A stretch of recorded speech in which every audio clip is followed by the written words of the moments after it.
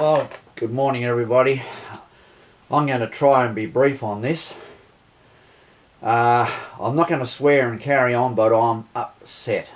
I'm just flabbergasted by the stupidity, the hypocrisy of the Rugby League restarting next month. Now, before you hoe into me about Rugby League and, the Aussie Rules is going to have a go starting. Yeah, are they? Good. I'm an Aussie Rules fan, by the way. Oh, well, why don't you start basketball? Why don't you do all the sports? Wait a minute. Hang on a minute. It's called social distancing. So we got a rugby player on the TV last night who's running along by himself, you know.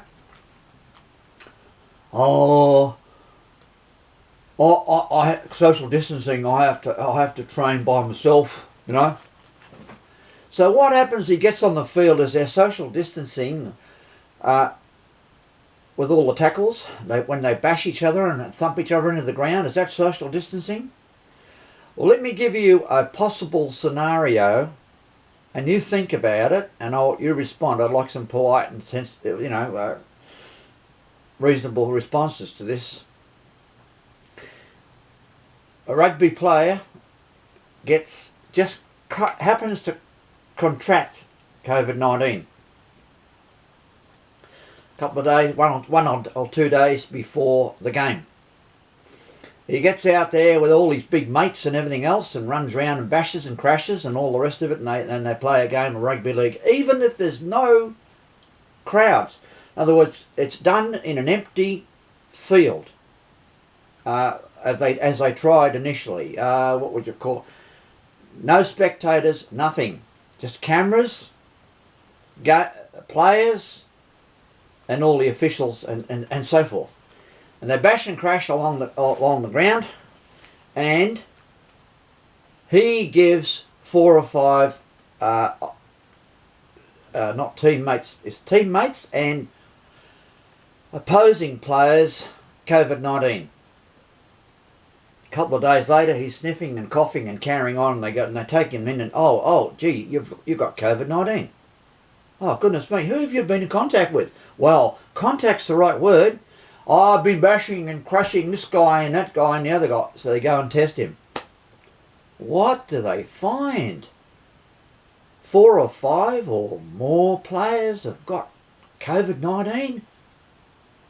Whoa! Who do we start sacking or suing, what, over this? Now, I'm saying that, they're treating this COVID-19 seriously, even despite the fact that Spanish flu killed 50 million in 1918, despite the fact that there's hardly anyone that's now reported to have got it. Social distancing, this is what I'm talking about. Hypocrisy.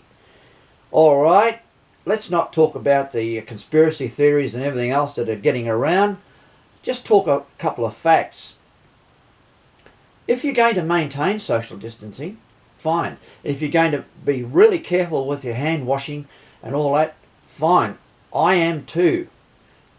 But if the moment that any premiers, any authorities in health, they've got the chief health officer in Queensland can hardly wait for the rugby league to get started.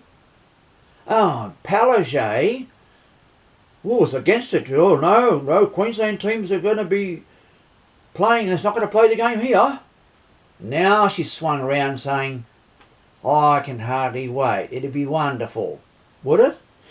So I'm going to say, if you're going to allow rugby league, you're going to start allowing Aussie rules, quickly start allowing soccer, start allowing all of the contact sports. And even if they're playing in empty stadiums,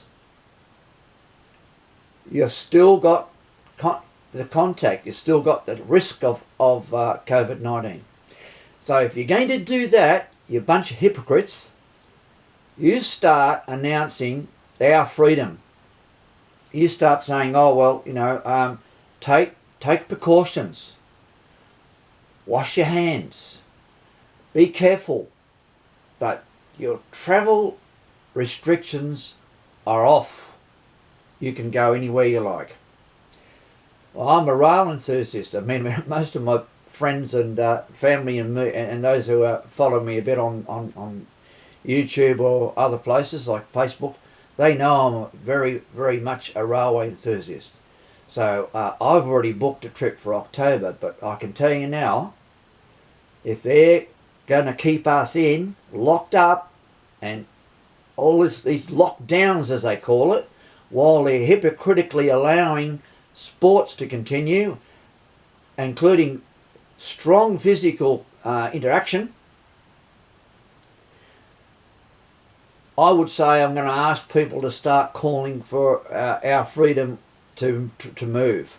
And by the way, and I've mentioned this online a couple of times, the Australian Constitution, Section 103, says that you have the freedom. They use a strange word they call intercourse, which means travel and trade, by the way, within states and between states. So locking down borders is illegal, guys, unconstitutional.